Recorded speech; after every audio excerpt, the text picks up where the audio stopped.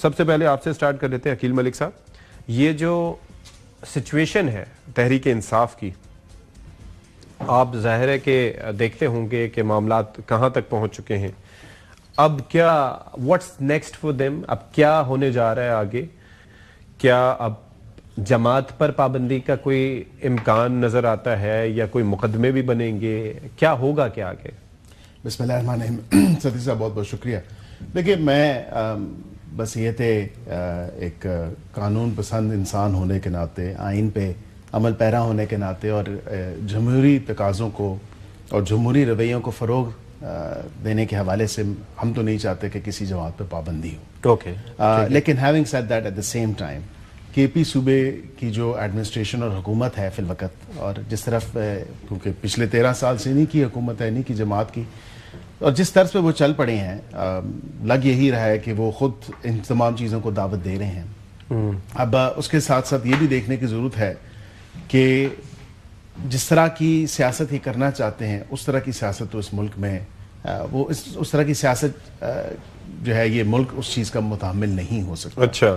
اور میں نہیں سمجھتا کہ قوم بھی اس طرح کی سیاست جو ہے وہ ایکسیپٹ کرنے کے لیے ان کے ساتھ کسی حوالے سے بھی آگے پیش رفت کرے گی. نہیں، لیکن اس وقت سیاست ان کی ہے کس طرح کی؟ کیونکہ میں اگر ٹاپ پہ دیکھتا ہوں تو وہاں پر تو محاذ آرائی ہے، درمیان میں دیکھتا ہوں تو کنفیوژن ہے، ایک شخص کوئی اور بیان دیتا ہے، دوسرا اس کو ڈینائی کرتا ہے. تو آپ کی سمجھ میں اس سے کیا آتا ہے؟ یہی پاکستان تحریک انصاف کی جو سیاست ہے اس کا لب لباب یہی ہے، جو آپ نے ماشاءاللہ چند الفاظ میں بیان کر دی. تمام تر جو داستان ہے آج کل پاکستان تحریک انصاف کی سیاسی حال احوال کے حوالے سے، کیونکہ جو بیان آتا ہے اڈیالہ سے، وہ ان کو نہیں پتا کہ وہ کون نشر کرتا ہے، وہ کون جاری کرتا ہے. اس کے علاوہ پھر جو یہاں پہ ہمارے جو ساتھی ہیں پارلیمنٹ میں موجود ہیں، شیر افضل مرود صاحب میرے ساتھ بیٹھے ہیں، ان کے کولیگز ہیں اپوزیشن بینچز پہ بیٹھتے ہیں، وہ ایک بات کرتے ہیں. انہی جو روز میں اور لوگ ہیں انہی نشستوں پہ بیٹھے ہوئے، ان کے بیس ہو سکتا ہے کہ دائیں بائیں بیٹھے ہوں، وہ کچھ اور ایک اپنا ذہن رکھتے ہیں چیزوں کو آگے لے کے جانے کے حوالے سے، یا معاملہ فہم نہیں ہونا چاہتے، یا معاملہ فہم ہوں بھی تو وہ جس ڈائریکشن میں لے کے جانا چاہتے ہیں وہ ڈائریکشن جو ہے وہ پیرلل ڈائریکشن نہیں ہے، وہ پولز اپارٹ ہے. کوئی ایک ساؤتھ جانا چاہتا ہے، ایک جو ہے نارتھ جانا چاہتا ہے، ایک ویسٹ جانا چاہتا ہے، ایک ایسٹ جانا چاہتا ہے.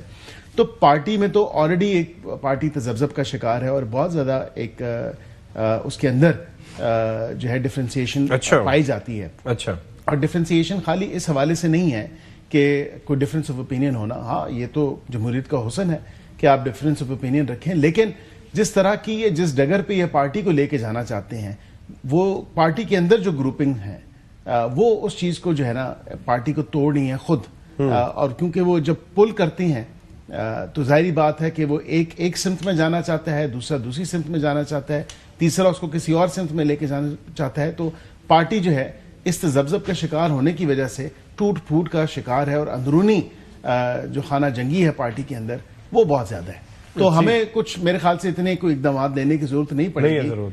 ہاں، ایک چیز میں اقدام ضرور لینے کی ضرورت ہے، جس طرح کی فیک نیوز، جس طرح کی ایک نازیبا الفاظ کا استعمال کرتے ہوئے چلیں، حکومت کو تو آپ ٹارگٹ کرتے رہے، حکومت آپ کو وقتاً فوقتاً جواب بھی دیتی رہی، لیکن اس کے ساتھ جو آپ نے اداروں کو ٹارگٹ کیا اور ایک کنسرٹڈ کیمپین چلائی، پورا ایک جو ان کا ایک اینٹی کہہ لیں انسٹیٹیوشن ایک جو کیمپین لانچ کی، اور جس طرح کے الفاظ، جس طرح کی زبان، جس طرح کی گفتگو سوشل میڈیا پلیٹ فارمز کے حوالے سے، پارٹی کے اندر کچھ مخصوص لوگ ہیں وہ جو اس حوالے سے کر رہے ہیں، اب اس چیز کا تو جو ہے بالکل ان کو جواب بھی مل چکا ہے، اور حکومت بھی ان کے خلاف وہ اقدامات اٹھا رہی ہے. شیر افضل مرود